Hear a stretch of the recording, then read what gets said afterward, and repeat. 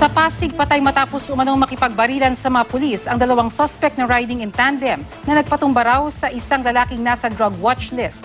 Narito ang report ni Mav Gonzalez.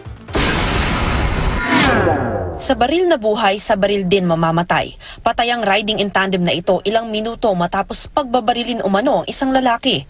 Mag-aalas 2 ng madaling araw, pinagbabaril ng riding in tandem si Romeo Natural alias Boy Mirna sa Afable Street, Barangay Sagad. Nasa drug watch list ng Pasig si alias Boy Mirna. Ayon sa isang taga roon na tumangging humarap sa kamera, hinabol ng dalawang salarin ang biktima. Maya-maya pa, nakarinig daw siya ng dalawang putok. Sakto namang may mga operatibang magkakasadapat ng bypass sa lugar, kaya nakaresponde sila agad ng makarinig ng putok ng baril. Nagtanong-tanong agad at yung mga residente naman ay sinabi yung description ng mga suspect na bumaril doon.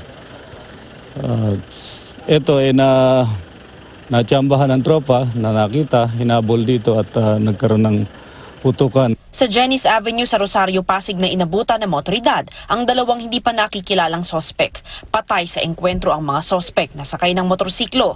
Nakuha sa kanila ang isang caliber 45 at isang caliber 38. Tingin ng pulisya, onsehan sa droga ang motibo sa pamamaril ng riding in tandem. Noon pa natin sinasabi na wala namang vigilante rito sa Pasig City. Yung unang mga na-uncover natin ay kagagawan nung mismong grupo rin. Sila rin ang pumapatay sa kanilang mga tao na hindi nakakapag-comply sa kanilang obligasyon. Patuloy naman ang investigasyon sa kaso. Mav Gonzalez, GMA News.